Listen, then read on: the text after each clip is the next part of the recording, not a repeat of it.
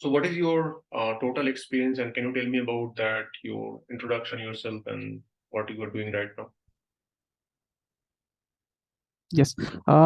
Yeah. Thank you for meeting with me and giving me this opportunity to introduce myself. I have almost 3 years of experience into ServiceNow. In that experience, I have worked on incident management, problem management, change management, and SLAs, ACLs, EA policy, and update sets, and as well as email notifications, scripting like client script, business tool, scripting loads, and UI actions and your data policies as well. I have worked on service catalogs, workflows, and the record producers and other guide as well. Yes. Well, this is a brief summary of my journey so far. However, you would like to know further details, I will be glad to share it. Thank you. So first of all, I have go through your CV. So I'd like to tell you something like this CV is good, but it could be more organized. I have already shared some of the links. Maybe I'll do this link again Okay. after this meeting.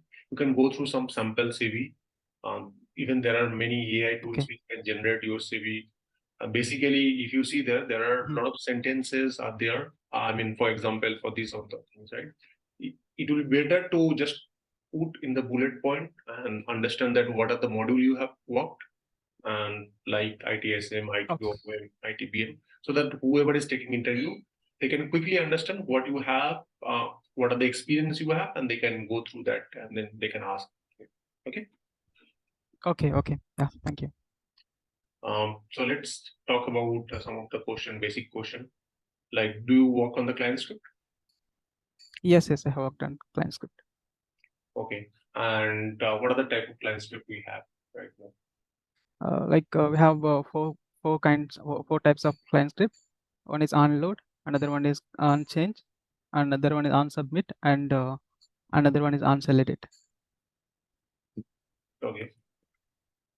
And what is the on-sale client script? Uncelerated means if you want to execute, if you want to restrict data and in list view, if you want to restrict for example, if you want to change the short description, if we write code and uncelerated client script, to first we need to confirm whether the user needs to like change the short description, or the confirm alert box will come, and then if you click OK, it will allow to change the short description. For that purpose, we use uncelerated client script. Okay. So, for example, in the catalog item, I want to validate that certain point. Like, for example, I want to check that user put correct email address or not. Okay, correct type of email address or not. So, how do we validate that? So, let's say that a text box there has user has to be provide that email address like abc@gmail.com. Okay, so how do I validate that? Okay. I think in catalog, the answer client script, it is not there, not available to do that scenario. So basically, a catalog itself have a functionality called valid regex. So you can go to the configure variable, and there you can select any of these regex, available regex. If you want to create your own regex, you can Okay. create that regex. Okay, need to be improved that area. Yes. Yeah. Yes. So let's say that in the on submit client script, if you want to restrict some user, right? So for example, when user click that submit button, you want to stop them. So what basically code or syntax we need to Mm-hmm. write to stop them? In client side, we use written false syntax uh, to restrict the form submission. Okay. Can you tell me about difference between EY policy and data policy? Your policy means if you want to like change the form behavior, like if you want to make field read only, visible, mandatory. For that purpose, we use your policy. Data policy means we can do both, like mandatory and read only, but it is not available. Like visible thing is not available. Mainly, your policy works on client side, but your data policy works on server side. Okay. So can you convert UI policy to data policy? Yes, yes, we can convert. Okay. And data policy to UI policy? Yes, yes, that is also there. So what are the prerequisites we have to do before converting those things? Yes, from your policy to data policy, like we need to check visible option in visible, leave alone in your policy, and another one, global need to I think global option need to uncheck. No, global option need to uncheck, and another option, Just to verify that, script. yeah.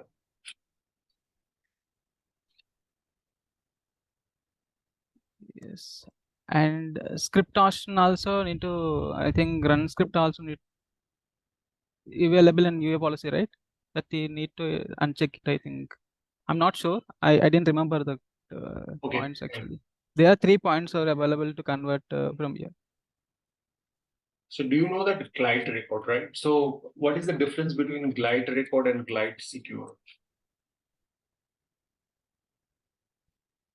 GlideRecord means, if you want to glide the records, like instant, if you want to glide the any table, like instant table or problem table or a change table, if we can glide, and we need to update the CRUD operations. Like for that purpose, we use GlideRecord. Glide Secure also the same purpose, but if you want to reuse the reusability purpose, we use Glide Secure. And also it is for mainly for ACL operations we need to do. Yeah, right. So Glide Secure validate the ACL. Like you have can read function. Instead of can read function, you can check the user have actual access to the table or not, and then based on that it can happen, right? Yes. Okay. So let's say that I want to know that incident table for each category, how many incidents are there. For example, we have a category called software, we have a category for hardware, right?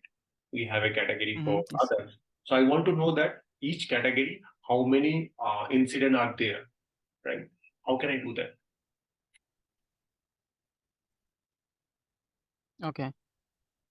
For that purpose, we need to glide the instant table and query that category. We need to like use an encountered query for that category equal to software, and category equal to. First thing is that which method you are going to use that. Which class, which glide method you are going to use. There are many glide methods, right? Glide Ajax, Glide Secure, Glide Record. Which Yeah. I think in this requirement we can use glide aggregate to count the how many categories are available, category instances are available. Okay. Yeah. All right. So let's say that you want to do a incident assignment, right? Based on this category. For example, if you select software, it will go to the software 11 group. If it is hardware, the incident has to go to the hardware 11 group. Or maybe it is others, it should go to this, other L1 group. So there are many ways to do that. But what is the ServiceNow best practice, or what is the easiest way to do that, achieve this functionality?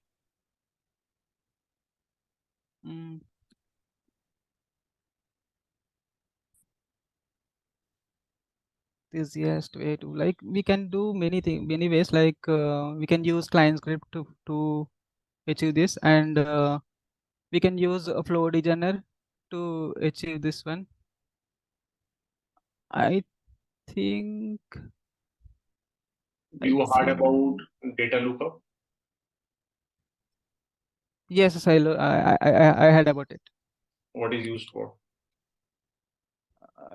Data lookup for if you want to um, assign any incident to particular group. For that purpose, we use data lookup, I think. Okay. So let's say that in incident table, you need to be update 10 or 20 incident as a closer information. So somebody give you the list of the incident, their closer information is wrong. So you need to be update those closer information, right? How can you update Okay. that? Within the script, which object you should use that? I think we use for that GlideRecord. You will use the GlideRecord, but which object? Business tool, client script, where what did you try to like business tool, like especially for, I think, async business tool we can use. do you heard about the fixed script? So some data corrupted, right? For that, Yes, we had about that. Instead of that background script, we can use flex script to save the code for a long time. okay. So did you work on that integration? No, I haven't worked on. I didn't have a chance to work on integration. Okay. So in the update set, do you know that what is update set, right? Yes, I know. Okay. So let's say that I want to move some of these code from dev environment to the test environment, right? Mm-hmm. Yes. How we move that, the dev environment to the test environment? Yeah, we can, like if first we need to open the local update set, and and we then once open that and create a update set. Then once done the all configuration changes, then the update set need to set it as complete, and then we need to load the data, uh, export the data to XML, and we can import the data to in test instance. That is the one way. Another way is by using update source uh, to move the data from dev instance or test instance. Okay, so let's say that I want to run client script for a specific view. For example, I want to run the client script on portal view. I don't want to run the client script on default view. Is it possible? Yes, it is possible. There is an option called global option in client script. If you uncheck it and select the whatever the particular view, we can achieve this one. So let's say that I want to get some user information from client side to the server side. For example, in the catalog item, for one example, there is a catalog item. In this catalog item, I want to fetch the user information and populate the user information on the same catalog item, right? Is it possible to do that?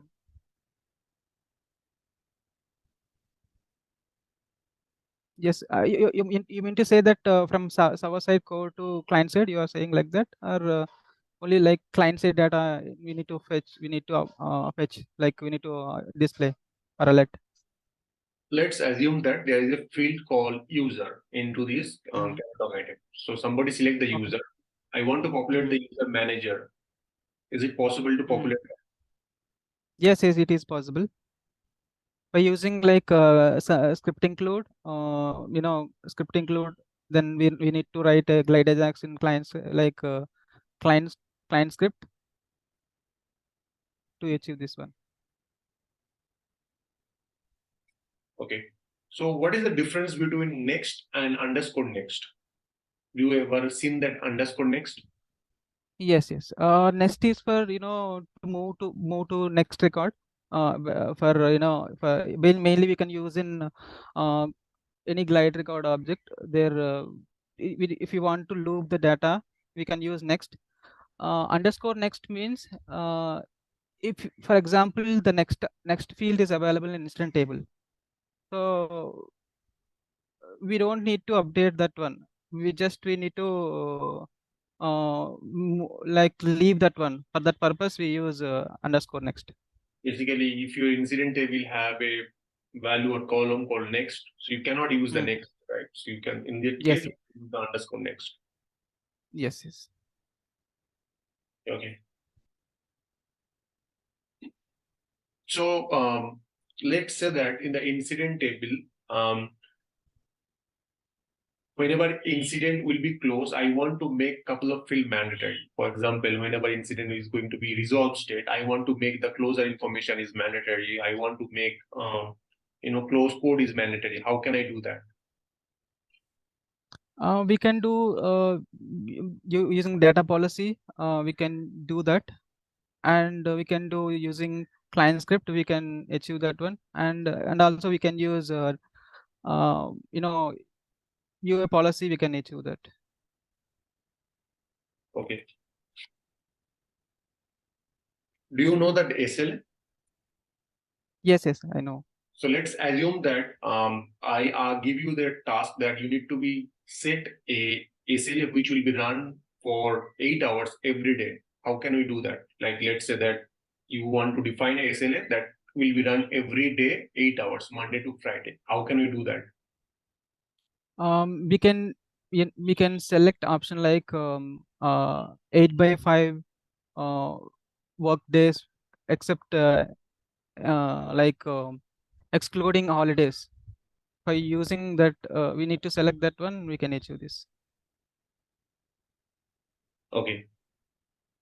So let's say that in that form, right, you need to be add some fields. For example, in incident form, there is a caller field available, right?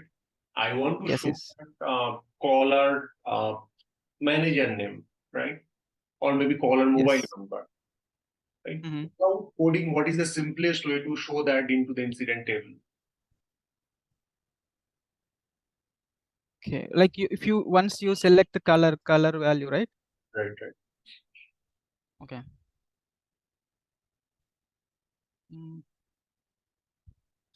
Without code you want? Yeah. I think So probably you have been seen that we already discussed about the data lookup, right? Similarly, we can dot log, right? And this form layout, we can just go to the form layout, then add the caller dot manager and then caller dot username. Those fully add to that, in this incident table, right? So that people, whenever select that, it automatically bring their information here without any coding. Okay. Okay.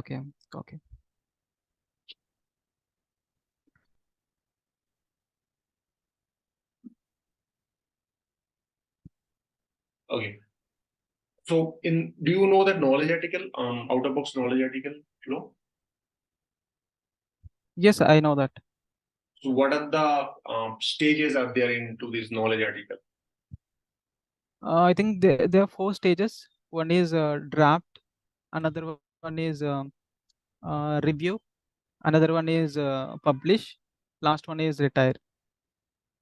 Okay.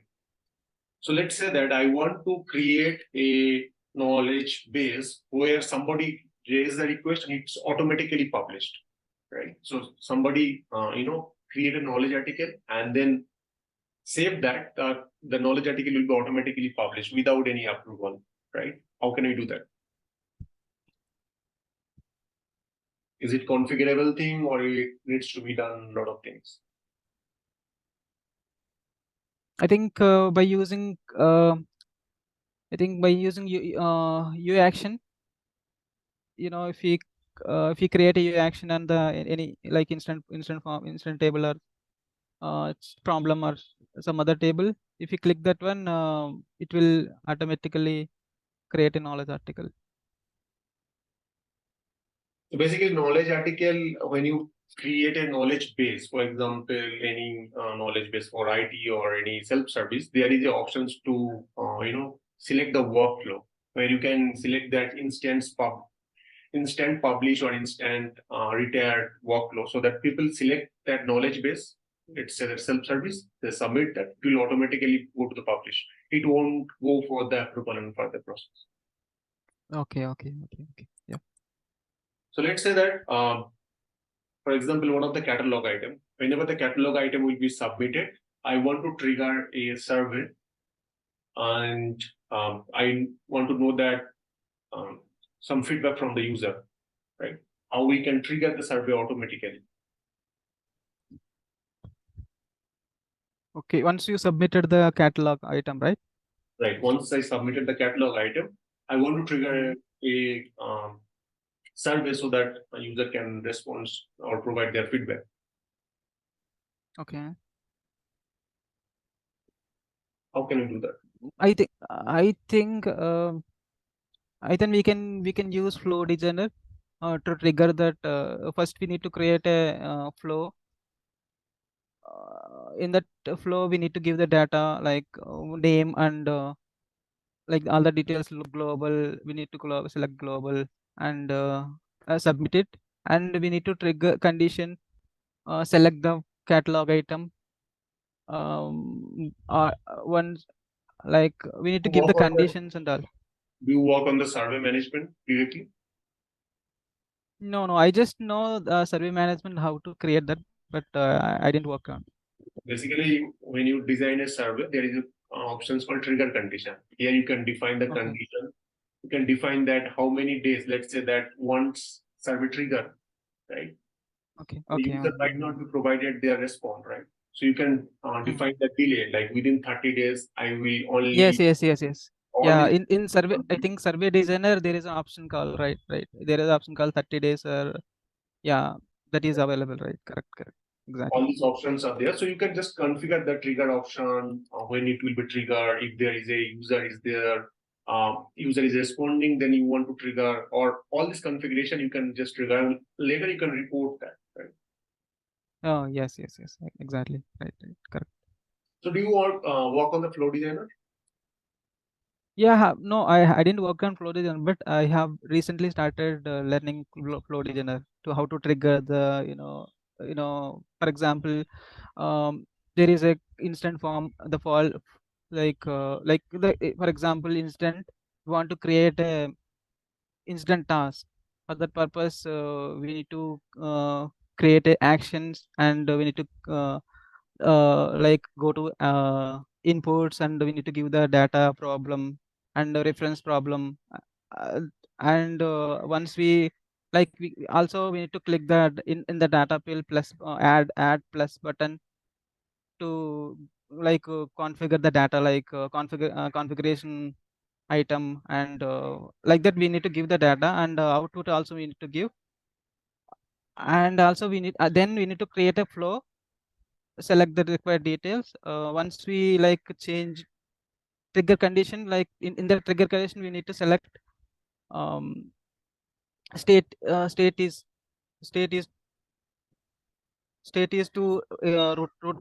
state is root cause analysis.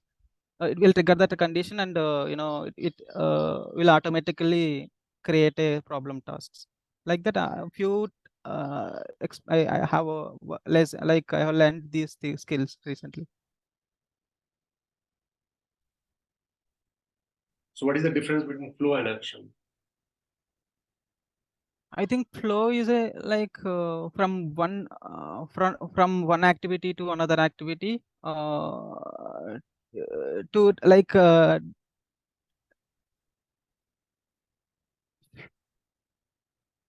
it is for reusability of automatically flow the activities. Flow is basically number of activity, combination of number of activity, right? Actions. Yes. So when you define a flow, you can define the trigger, and then you can add multiple actions there. An action is the action that you have to do. For example, you need to create the record. Yeah, record a task, or yes, exactly. So let's say that in that workflow, did you work on the workflow? Yes, I have worked on. Okay, so let's assume that from one workflow to another workflow, you need to be called. So there will be a sub workflow. So you are going to call from one workflow to the another sub workflow. How can we call that sub workflow? Okay, I think for there is an option called inputs in properties. Option will be there. We need to by using that one we can call the data, pass the data to one subflow, one activity to subflow, like workflow to subflow. But I didn't work on that, but I know this information. So you can directly drag that sub workflow there, and then you can just add there. So you don't need to do anything. If you want to get some value, then you can define the inputs and you can check the value. But otherwise, you can directly drag the sub workflow and then connect between. Yes, like whenever I try it, like, but it is disabled. Whenever I try to open that inputs is not available. How I think Yeah, you I can need to define check the that one. variable inside that. You can create the variables inside that workflow and you can have that. Okay.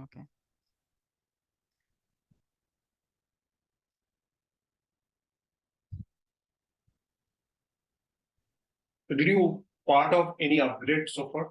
I mean, did you work on any upgrade project so far? No, I didn't have a chance to work on, but I know some. I involved some activity like when we need to go sign on ServiceNow.com, and then we need to go to like now now platform, now learning. Then we need to go to instances. Then we need to check like required instances will open, or the change number should we need to open. Then give the required details like up, version details, and followed by which user instance need to upgrade. We need to give that details and submit, save it. Then and also it will save it will upgrade the instance like that. That's fine. At that activity I know, but Yeah, that's fine. yeah, So that did you activity. work on that dictionary override? Do you know that what is dictionary override? Yes, I know that. Where it is used? Yeah, if you want to like changes in any child table, it will not affect the parent table. For that purpose, like any configuration changes we make in child table, that will not affect to the parent table. Parent table properties, we use dictionary override. Okay. And how many way we can trigger the notification? I think 3 ways. Like one is insert created and updated. Another one is event is fired. The third one is triggered. What is triggered? Uh, I didn't have a work done. I didn't work on the trigger, but I know the other two, like instant is updated and event is fired. Okay. I think that should be from my side. Pretty much, I have gone through your profile. You only have worked on the ITSM module, right? So Yes. you have not able to answer that. So work on that, mostly on the incident problem change, because those are the core area. Because when we talk about the ITSM, so incident problem change are the first focus area, right? Apart from that, service no core area. Pretty much good, but Yes. needs to be a little bit improved because nowadays I was taking some of the interview and then some of the person are providing very good information. So I request you to go through those and then yeah, I mean otherwise everything is good. Yeah, so just update your CV a little bit in a latest format. Either you use the AI tool or whichever is available in market, or you can go to my some of these links and there are some sample CVs there. You can use that. Okay. Yeah. Okay. Yeah. Try Yeah. to use out of box features. I know that using the scripting, we can do a lot of things, but there are a lot of out-of-box features provided by ServiceNow where we might not need any scripting. You can just go and configure and it started working. For example, data lookup, right? Assignment rule. There we don't need to write any business rule, anything. You just go and configure that priority lookup and configure that and it started working, right? So explore those options which are already available in ServiceNow, because inbuilt ServiceNow did a lot of scripting to work on those, right? So if you are not utilizing them, there is no point to see all these things in our application, right? So use those out of box features. If something is not feasible, then we can go for the scripting part. But apart from that, we should use out of box things. Okay. Like, I just want to know how was my presentation? Is it good, or what can you say? When you are giving the answer, right? So some of the steps need to be more confidently. You need to be. Okay. And one more last question. How much percentage like rating do you want to give me for out of 10? If you are looking for any changes, so let's say that if you want to switch your company, right? You have enough experience, you can switch to the other company. Okay. There won't be any problem. But only challenges for you is that you have limited experience, 3 years, and then only ITSM experience. So explore a little bit about other apart from ITSM, like ITOM, ITPM, or HRSD, which have. I mean, if you have not worked on those modules, that's fine. If you have some theoretical knowledge, if you go through some of these interview questions, try to say that I have a very limited exposure on that, HRSD or ITOM, and I have done these things, right? Even though if you don't work, and then simple, question answer you probably can give them.